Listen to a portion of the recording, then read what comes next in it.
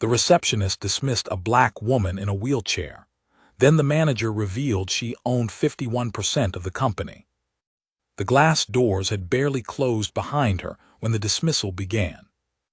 Not with words. Not yet. It started with 11 seconds of deliberate nothing.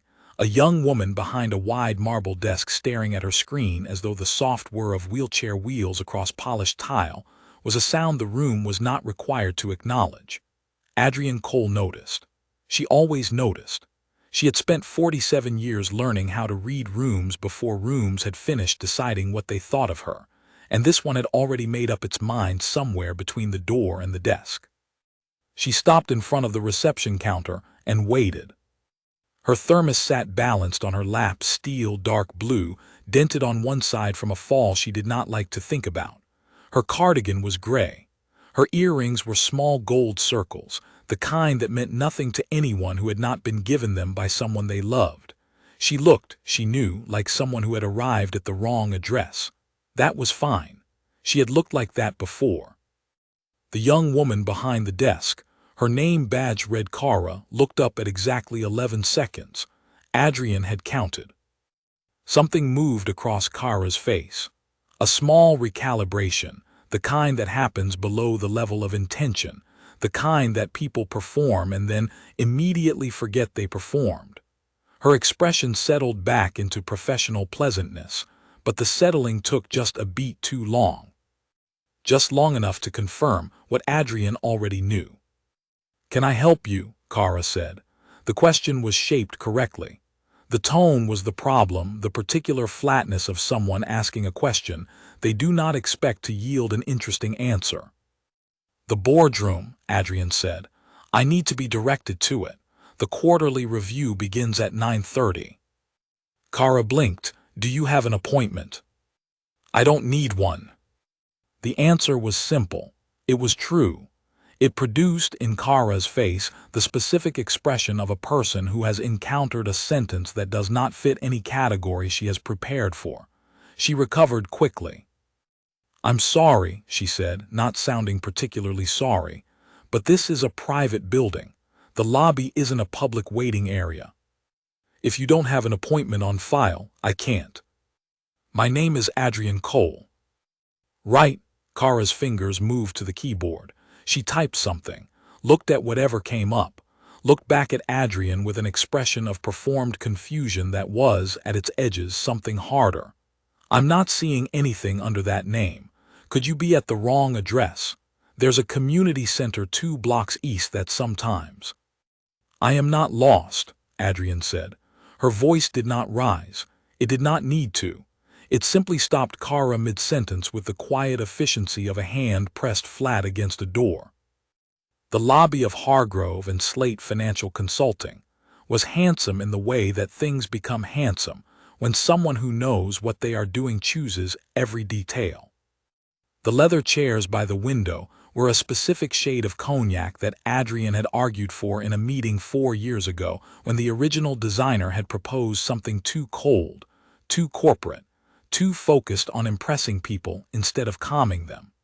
The light fixtures overhead were brushed bronze, her suggestion.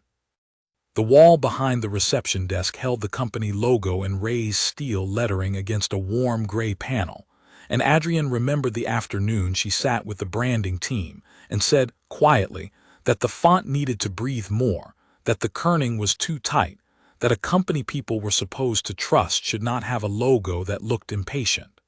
They had listened. The logo breathed now. She looked at all of it while Kara reached for the phone. The call was short. Kara used the phrase unauthorized individual once, then again. She gave a physical description that was accurate in every technical detail and wrong in every way that mattered. She replaced the receiver and folded her hands on the desk with the careful composure of someone who has performed a correct action and is waiting for the universe to confirm it. 2 men appeared from the secondary lobby entrance, young, broad-shouldered, both wearing the courteous expressions of people executing instructions they did not write. The taller one, whose badge read Marcus, approached first. "Ma'am, if you could come with us." "What is your name?" Adrienne asked. He stopped. Marcus Hale. Thank you, Marcus. She said it the way she said most things, without heat, without performance, just with the full weight of her attention. I will remember that. He did not know why that sentence unsettled him. He did not move immediately to take her arm, which was the right choice. Something in her stillness communicated that she was not a problem to be managed. She was a presence to be reckoned with. The distinction mattered, even to people who could not have named it. Kara watched from behind the desk.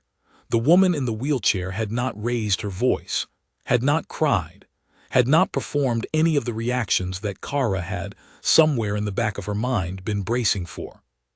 She had simply sat in that chair with her thermos on her lap, and her hands folded, and her eyes moving around the lobby with the slow, proprietary ease of someone reading a room they built. Which was not possible, which was not the kind of thing that happened, which was not. Adrian set her thermos on the corner of the reception desk. She did not ask permission. She did not explain the gesture. She simply set it there with the quiet confidence of someone placing an object on a surface that belongs to them. And then she looked at the scratch in the trim along the desk's front corner, paint worn away, wood showing through in a pale strip about 4 inches long, and made a note in the part of her mind that was always, regardless of circumstance, keeping track of what needed to be maintained. The elevator on the far wall opened with a soft chime. Daniel Reeves stepped out. He was a large man, not tall so much as substantial, the kind of person who takes up exactly the amount of space he intends to and not a centimeter more. He was 53, silver-haired, and wearing an expression that shifted the moment his eyes found Adrian Cole sitting in the lobby with 2 security guards beside her, and a receptionist watching from behind the desk, like someone who has just realized they may have made a significant error. He crossed the lobby in 11 strides. He counted them sometimes, the way people count when they need something steady to do with their mind. He extended both hands when he reached her, not a handshake, something more than that, the kind of grip that is also a welcome and an acknowledgement and a quiet private apology all at once. "Ms. Cole," he said. 2 words. But the way he said them, the weight in them, the relief and the recognition and the careful respect, changed the temperature of the entire room. Kara felt it before she understood it. Marcus felt it too. Even the second security guard, who had not moved from near the entrance, straightened almost imperceptibly. "Daniel," Adrian said, warm, brief, already moving forward. He turned to face Kara. He did not raise his voice. He did not need to. "This is Adrian Cole," he said. "She owns 51% of this company." The silence that followed was not a movie silence. It was a real one, the specific, textured quiet of a room in which a fact has just landed that rearranges every prior assumption. The HVAC system hummed. The light through the cognac leather caught the edge of the steel logo on the wall. Kara's mouth did not fall open. Her face did something more complicated than that. It tried to reassemble itself into the correct professional shape and found that the pieces no longer quite aligned the way they had before. Adrian looked at her for exactly 3 seconds, not unkindly, not warmly, with the clear, even gaze of a woman who has been in this moment before in 100 different rooms and has long since decided that it does not require a response from her, only a witness. "Shall we?" she said to Daniel. She meant the boardroom, she meant the agenda. She meant the work that was waiting and the day that had already started, and the 14 months behind her that were behind her now, and that was where they would stay. She wheeled past the desk, past Marcus, who stepped back, past the scratch in the trim she had already scheduled in her mind to repair, through the lobby she had designed and toward the elevator she had ridden 1,000 times before the accident had temporarily changed the terms on which her life operated. The glass doors of the elevator opened. She went in. Daniel followed. The doors closed. Kara sat at the desk in the lobby she had believed, 20 minutes ago, that she understood. She looked at the thermos Adrian had left on the desk corner, dark blue, dented, belonging to someone who had not been asked to leave it there, because she had not needed to ask. Marcus looked at the front door, then at the desk, then at the floor. Neither of them said anything. Outside, the city moved on in the ordinary way of cities, indifferent to the precise weight of what had just occurred in a marble lobby on the 14th floor of a building on Calloway Street. The morning was clear, the kind of clear that has no interest in anyone's reckoning.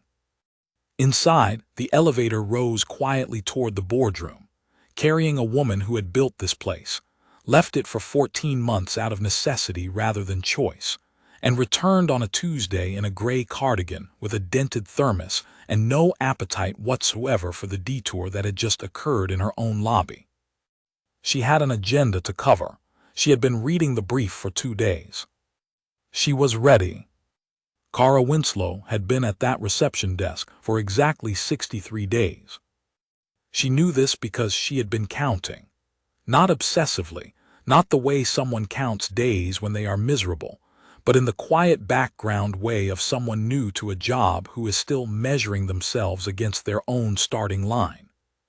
63 days of arriving 7 minutes early, 63 days of managing the visitor log with care, 63 days of learning which executives liked to be greeted by name, and which preferred to pass the desk in the comfortable fiction that no one had noticed them arrive. She had been good at this job. She had been told she was good at it. She had believed it. She no longer felt certain of much. The lobby was quieter now. Marcus had returned to the secondary entrance. The second guard had gone back to wherever second guards go when the situation has resolved itself in a direction no one anticipated. The phone on her desk had not rung. The visitor log was open to a blank line where Adrian Cole's name should have been entered 40 minutes ago, before Kara had decided, on the basis of 11 seconds of assessment, on the basis of a sweater and a wheelchair and a woman who did not look like what Kara's understanding of this building told her the building contained, that an entry was not necessary because a departure was.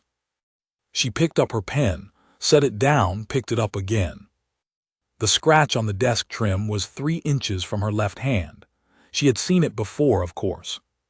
You saw things every day without processing them, without attaching significance to them, without understanding that someone else had also seen them and cataloged them, and quietly added them to a list of things that belonged to her and therefore required her attention. Kara had seen the scratch as damage. Adrian Cole had seen it as a maintenance request. The difference between those two perspectives was, Kara was beginning to understand, enormous. Upstairs in the boardroom that Kara had never entered, the quarterly review of Hargrove and Slate Financial Consulting had been underway for 35 minutes. She knew nothing of what was happening there. She knew only the lobby, the phone, the visitor log, and the particular quality of the morning silence, which had the texture of a room still processing something it had not expected.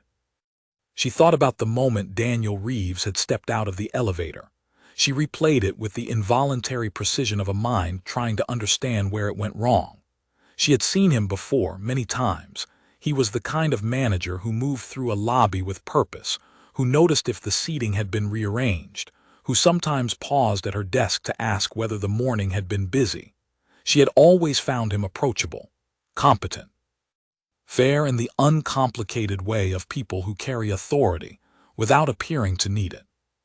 She had not been prepared for the way he looked when he saw Adrian Cole. It was not surprise. That was what stopped her, thinking about it now. There had been no surprise in Daniel Reeves's face. There had been recognition, deep, immediate, the kind that comes with years of knowing someone, and there had been something else beneath it, something that looked almost like relief. The kind of relief that is specifically produced by the return of someone whose absence has been felt, not as inconvenience, but as a genuine diminishment of whatever room they were supposed to be in. 51%. The number sat in Kara's chest in a way that numbers did not usually sit. It was not simply a figure. It was a fact that rearranged every preceding fact, retroactively, the way a key word at the end of a sentence changes the meaning of everything that came before it. 51% of a company like this one, with its cognac leather and its bronze light fixtures and its logo breathing on the wall, was not an abstraction. It was this lobby, this desk, this chair that Kara sat in, this job that Kara had been doing for 63 days. She wondered if Adrian Cole had been involved in the hiring process. She decided she did not want to know the answer to that question. Upstairs, in a room Kara could not see, Adrian sat at the head of a table that 14 people had turned toward when she entered. The turning had been instinctive. Nobody announced her. Nobody called the room to attention. The room simply reoriented the way rooms do when the person they were built around has come back to fill the space.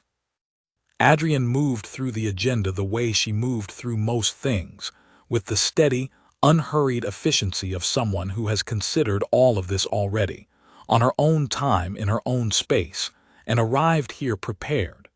She referenced numbers from memory. She asked questions that were not really questions. They were invitations for the person she was addressing to confirm that they had done what they were supposed to do, and the phrasing was generous enough that the people who had done their work felt recognized, and specific enough that the people who had not done their work felt seen. She was not performing authority. She had never found that necessary. Authority, in her experience, was not a volume level. It was not a posture. It was the accumulated result of knowing what you were talking about, caring about it more than most people were willing to care about anything, and being willing to still be in the room when everyone else had found a reason to leave. She had been in a great many rooms. She had outlasted a great many reasons to leave. The accident had been 14 months ago. She did not call it the accident as a euphemism. It had been an accident, genuinely, the ordinary terrible kind that arrives without preparing you, on a Wednesday afternoon in November when she had been on her way home from a dinner that she remembered as pleasant, the last truly pleasant thing before the months that followed. A car had come through an intersection where it should not have been. She had been in the wrong geometry at the wrong moment, and her body had paid a price that she was still, in various quiet ways, paying. The wheelchair was not forever. Her doctors used phrases like significant progress and continued recovery, and once, memorably, remarkable resilience, which Adrian had accepted with a nod and privately categorized as both true and beside the point. She did not think of herself as resilient the way people seem to need her to be resilient, dramatically, inspirationally, as proof of something.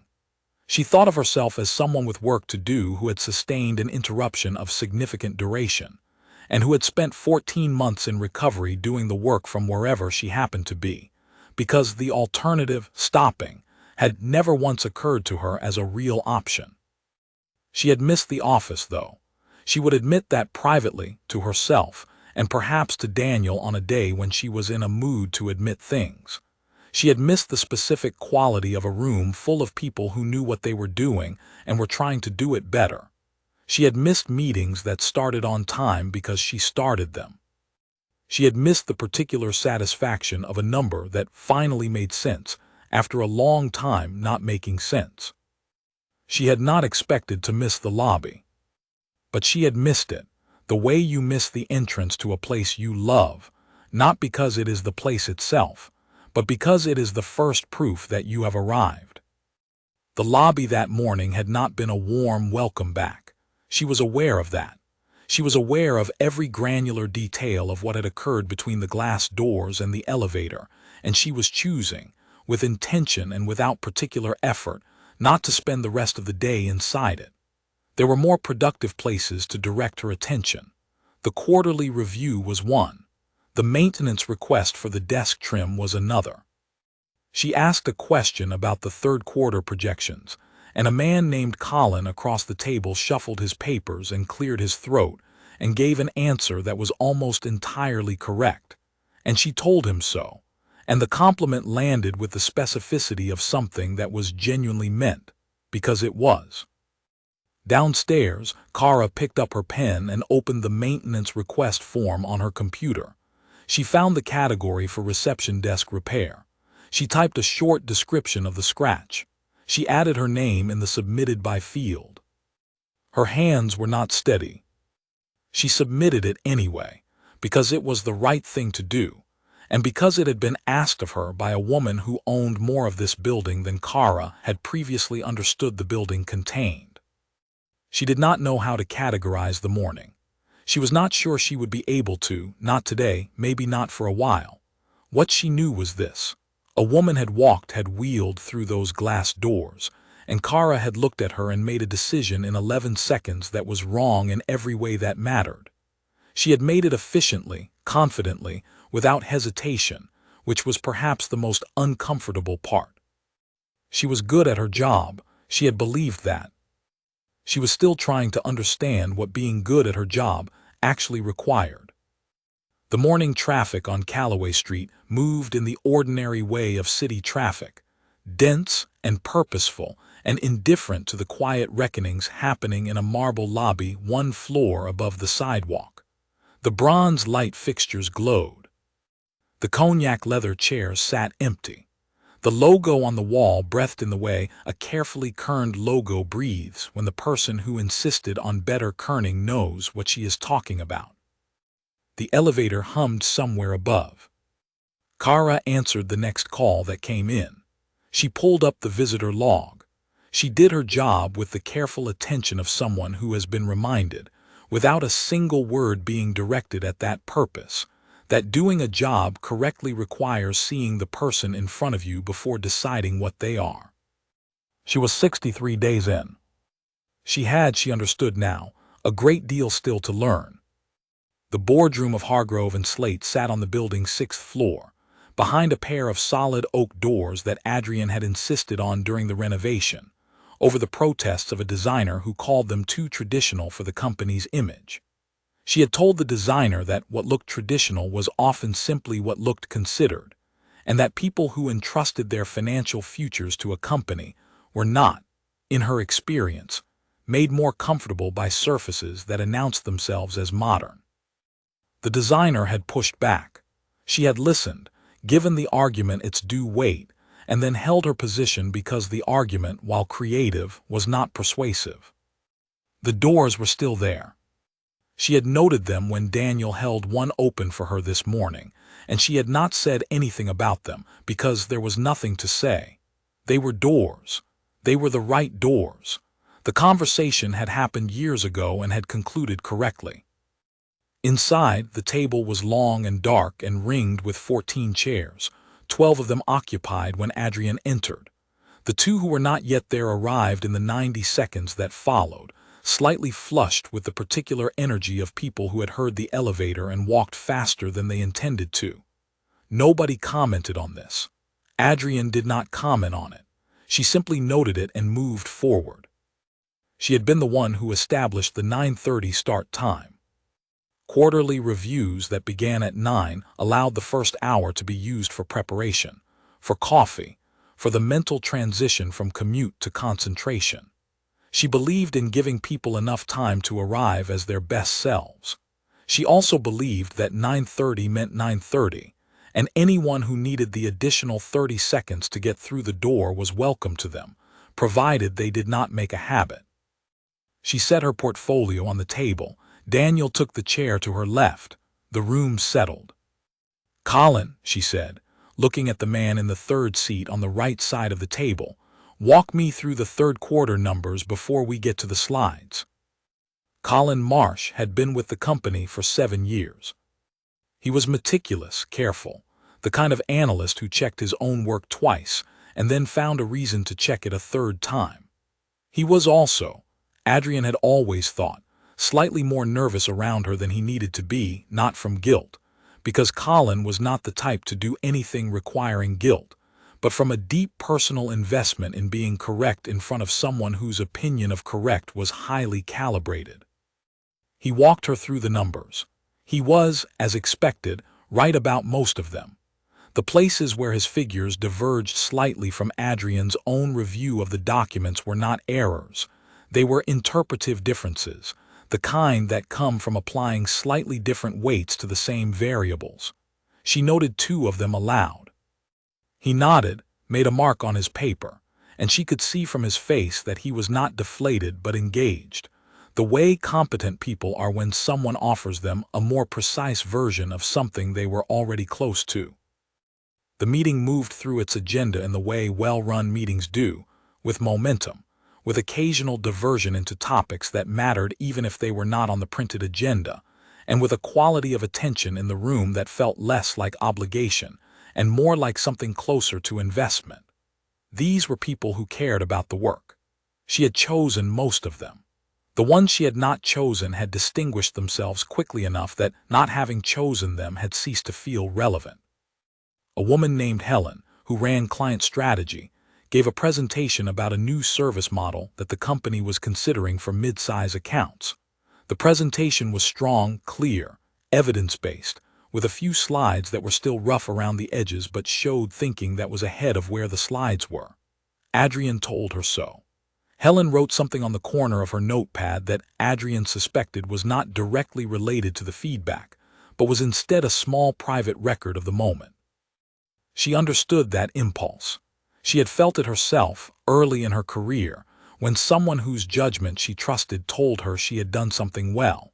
You wrote it down not because you would forget, but because the paper made it more real than the air. She had been 31 when she co-founded this company.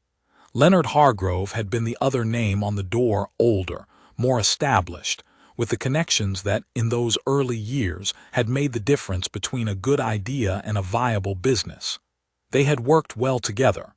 They had disagreed productively, which is the only kind of disagreement that builds things. Leonard had retired 6 years ago, and the transition of his shares had been structured in advance with the precision that characterized everything he did. She held the majority. She always had. That fact had not been a secret.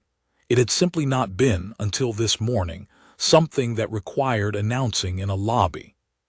She thought about the lobby briefly, once, somewhere between Helen's presentation and a budget discussion led by the company's financial officer, a measured man named George Ellison who spoke in complete sentences and never used 2 words where one would do, and who had, in the 14 months of her absence, apparently single-handedly prevented 3 separate attempts to introduce unnecessary spending under the category of modernization, which he had told her about in a phone call 2 months ago with the quiet satisfaction of someone who had been holding a line and was glad to report the line had held. She thanked George for that, in the room, in front of the table. He accepted the thanks with a brief nod and the particular expression of a man who had simply done what seemed correct and was not sure why it needed acknowledging, which was, she reflected, exactly why it needed acknowledging.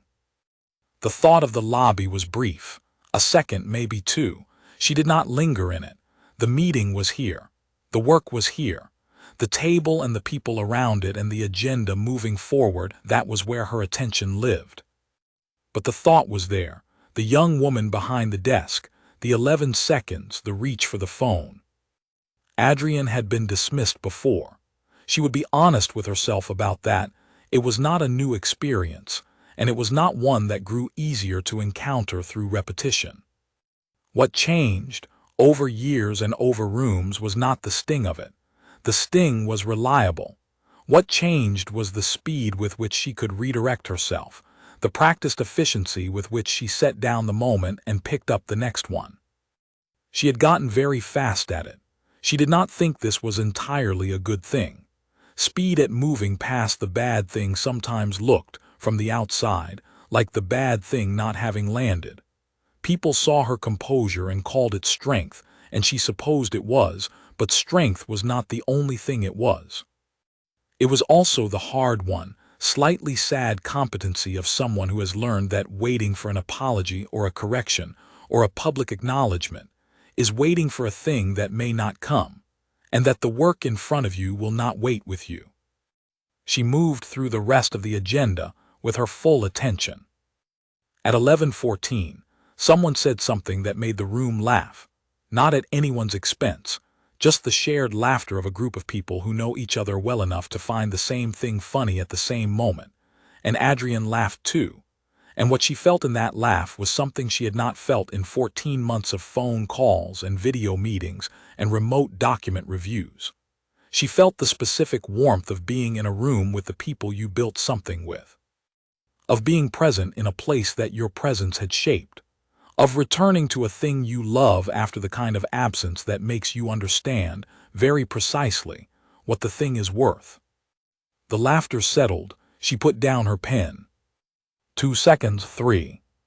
She looked at the table, at her hands on the table, at the embossed logo on the leather portfolio in front of her, the same logo from the lobby below, the same letters with the same carefully adjusted spacing that had come from an afternoon spent with a branding team who had ultimately trusted her eye.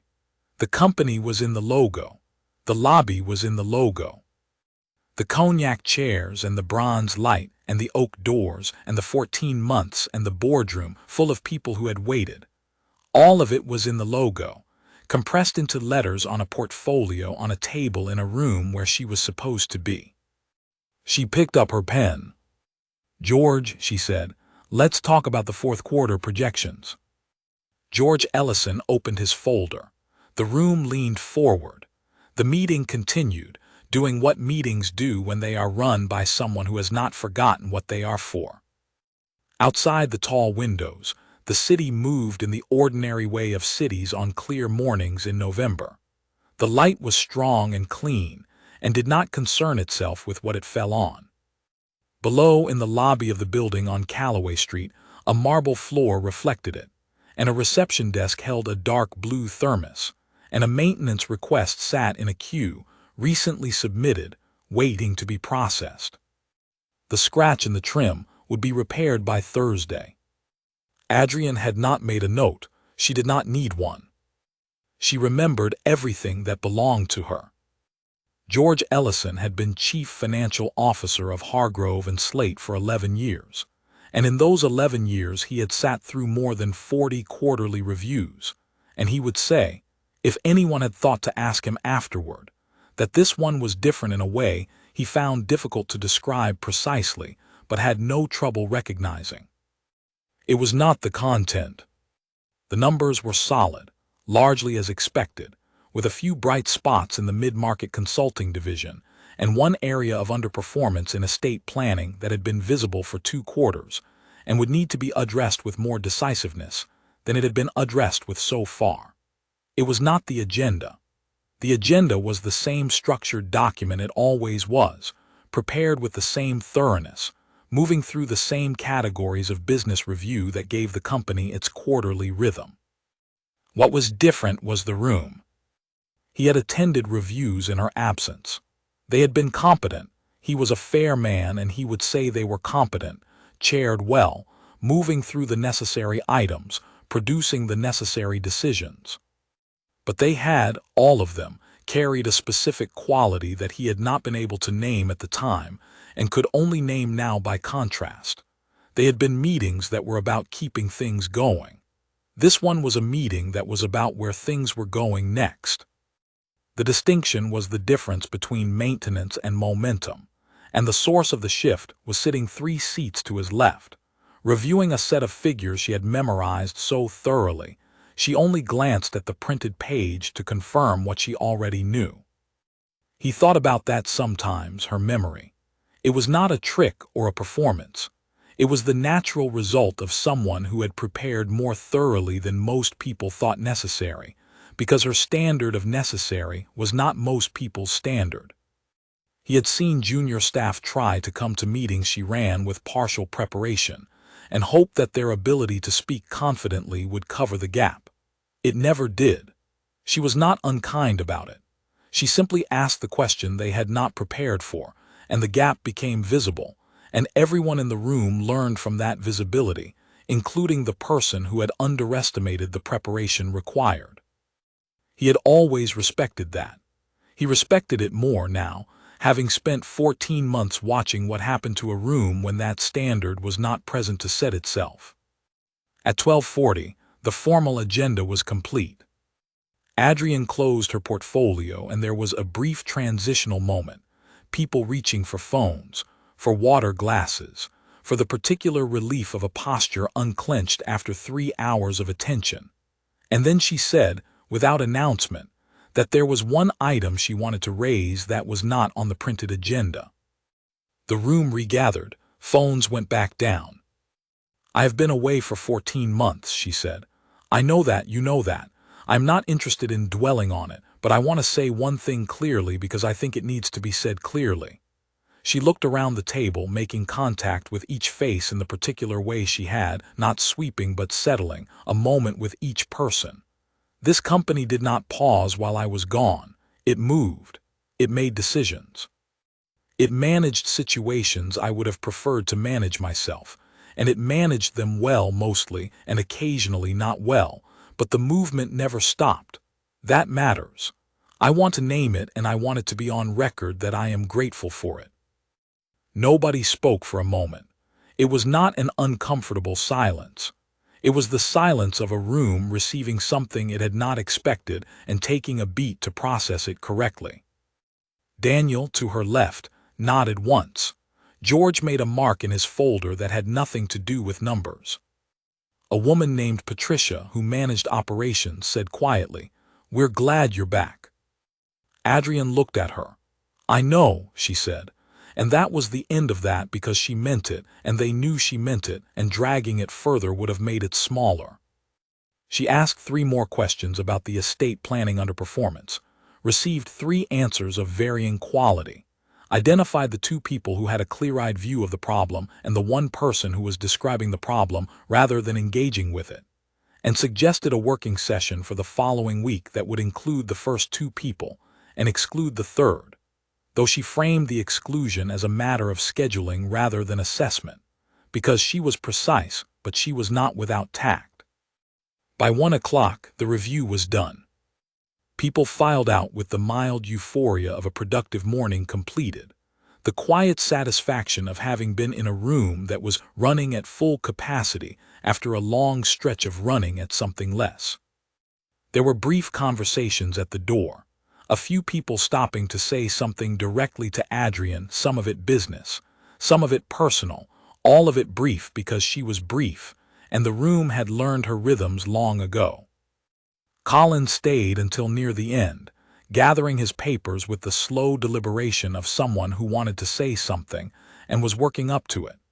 She watched this without looking directly at him, which was a skill she had developed over years of meetings. When the room had thinned to 3 people, he said, "It's good to have you back, Ms. Cole. It's actually good." She looked at him directly. "Your work on the mid-market analysis was strong, Colin. I want you to know I read it carefully." He nodded, picked up his papers, and left with the walk of a man who has received something he will think about for a long time. Daniel remained when everyone else was gone. He closed the door. They sat for a moment in the pleasant quiet of a room that has just done a great deal and is now resting. She poured water from the carafe on the table. He watched her hands, not obviously, not rudely, the way a friend watches the hands of someone who has been through a hard thing, checking without asking. "The lobby this morning," he said. "The lobby this morning," she agreed. "I would have been there sooner." "You were there when it mattered." She set the glass down. "The girl is new." 63 days. She raised an eyebrow. "You counted." "I always count." He said it without embarrassment. I wanted to know how long she had been with us before deciding what this morning meant for her position. Adrian was quiet for a moment. She turned the glass slowly on the table. "What did it tell you?" "That 63 days is enough time to know better and not enough time to have been taught better, which means the failure is partly ours." He paused. "I am not sure what the right response is." "A conversation," Adrian said. "Not a punishment. A genuine conversation about what happened and why it happened and what she has understood since. And then we watch." He nodded. "And if she hasn't understood?" "Then we have more information." It was not soft and it was not hard. It was practical in the way that she was practical. Not cold, but clear. The kind of clarity that comes from years of understanding that people are rarely irredeemable and rarely blameless, and almost always somewhere in the more complicated middle, and that the middle was where the interesting work happened. She picked up her portfolio, tucked the pen into the inside pocket. "I need to check on the maintenance request for the lobby desk," she said. He looked at her. "You submitted that already." "I asked the receptionist to submit it," she considered. "She did. I checked while Helen was presenting. It came through at 9:52. He stared at her. "What?" she said.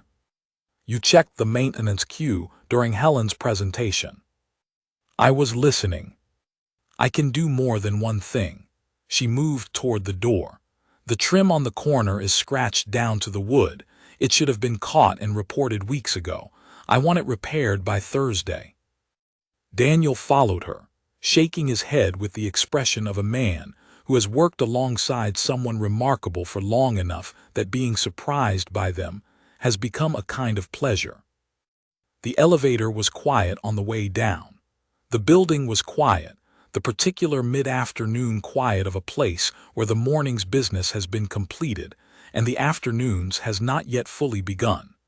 Adrian watched the numbers descend on the small panel above the door. She thought briefly about the accident, about the Wednesday in November, about the ceiling of the hospital room that she had stared at for 2 days before deciding that staring at it was the least useful thing she could do with a ceiling. She thought about the months of recovery that had been genuinely hard in ways she had not expected them to be, and about the months that had been easier than anticipated, and about the day she had looked at her wheelchair and stopped thinking of it as something that had been given to her by misfortune and started thinking of it as the current arrangement, which was temporary in some ways and permanent in others, and was, either way, the arrangement under which she was required to accomplish the things she intended to accomplish. She had accomplished them. The elevator opened onto the lobby. The afternoon light had shifted since the morning longer now, stretched across the tile at a flatter angle that caught the edge of the steel logo on the wall and turned it warm. The cognac leather chairs held the light well, as she had known they would when she chose that specific shade in that specific meeting, because she had sat in this lobby at different times of day and understood how the light moved through it, and she had chosen materials accordingly, because that was the kind of attention she brought to things that were hers. Kara Winslow was at the desk. She looked up before Adrian had reached the halfway point of the lobby, immediately, no 11-second delay. Her face was composed in the professional sense, but beneath it was something else, a careful watchfulness, the expression of someone who is trying to see correctly and is not entirely sure they are succeeding and is trying anyway. Adrian wheeled to the desk. She did not smile exactly. She also did not withhold. She simply arrived at the desk as she arrived at most things, fully present, without preamble. She picked up her thermos. She looked at the scratch in the corner trim. "I see the maintenance request came through," she said. "Thank you for submitting it." Kara said quietly, "Of course." Adrian looked at her, not with the 3-second clarity of the morning, not measuring, not waiting, just the ordinary, direct regard of one person looking at another. "Thursday," she said. "They have said they can repair it Thursday." "I'll make sure someone is here to let them in," Kara said. Adrian nodded. She tucked the thermos back onto her lap. She moved toward the glass doors.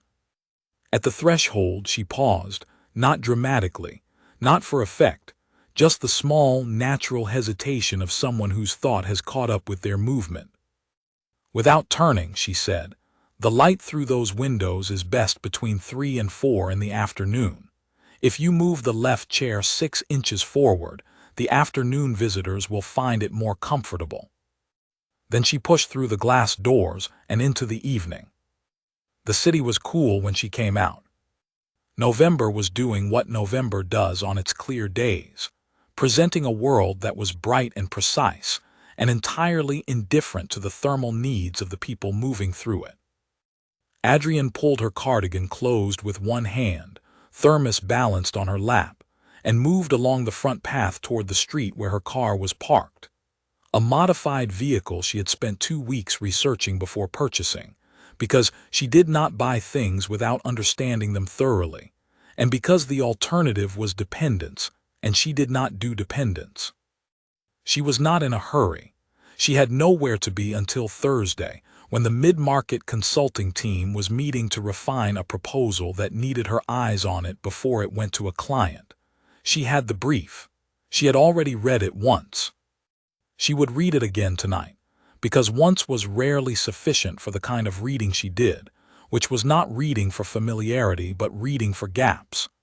The sentences where the thinking stopped slightly before it should have, the recommendations that were right but could not yet say clearly why they were right. She found the gaps. She filled them, or she sent the document back to the person who needed to fill them, depending on which was more useful. The sun was doing its late afternoon work on the building behind her. She did not look back. She had long ago decided that looking back at buildings when you left them was an indulgence that served no productive purpose. The building existed behind her. It had existed before today, and it would exist after today, and she would be back in it Thursday, and again after that, in the ongoing and ordinary rhythm of a working life resumed. She thought about what had happened in the lobby that morning, with the same careful, unsentimentalized honesty that she tried to bring to everything. It had happened. It was not surprising that it had happened. It was disappointing in the way that things are disappointing when they are not surprising, when they confirm something you have known for a long time and were hoping, perhaps, to have disproven by now. She had wheeled into a building she owned, and a young woman who had not looked at her carefully enough had decided in 11 seconds what she was. She was not angry. She had been briefly in the lobby, not the explosive kind of anger, not the kind that demands a scene, but the quiet, controlled kind that she had long ago learned to recognize in herself as information rather than action. It told her something. She had filed it. She had moved on. She was not resigned either. Resignation was the luxury of people who had decided that trying was no longer worth the energy, and she had not arrived at that decision and did not intend to. What she was, if she had to name it for someone who had earned the right to ask, was tired in a very specific way, not of fighting, because she had never found it productive to think of her life in terms of fighting, but of the accumulated small weight of every room that had forced her to prove she belonged in it before agreeing to see her at all. That weight was real. She carried it the way you carry something you have carried long enough that you no longer notice the carrying until you set it down for a moment and feel the relief of the absence and understand, only then, how constant it had been. She did not set it down often. She reached the car. The process of getting in was practiced and efficient, the movements compressed by months of necessity into something that required no more thought than any other daily motion. She stowed the chair. She sat behind the wheel. She set the thermos in the center console and looked at the building through the windshield. The light through the glass front was exactly as she expected it to be at this hour, warm, slanted, the bronze fixtures inside picking it up and scattering it gently across the marble floor. She could not see the reception desk from here. She could not see the lobby chairs or the logo or the scratch in the trim. She could see the building. Her building. She thought about the 63 days that Kara Winslow had been at that desk. She thought about what it was like to be 63 days into something, the particular vulnerability of being new enough to still be forming your assumptions, old enough to have started trusting them. She had been there. Not at a reception desk, but at tables where she was the newest and the youngest and the only, where she had made her own calibrations based on incomplete information, where she had sometimes been wrong in ways she had not understood were wrong until much later, when the world had shown her the fuller picture. She did not think Kara was a bad person. She thought Kara had looked at her and seen what her experience and her assumptions had prepared her to see, and had acted on it without the pause that actual seeing would have required. The pause was the thing. The pause between looking and concluding, between the first impression and the decision. That was the space where correctness lived, and it was a space that had to be cultivated, deliberately, repeatedly, against the natural current of a mind that wanted to be efficient. Efficiency and accuracy were not the same thing. She had built a company on that distinction. She turned the ignition.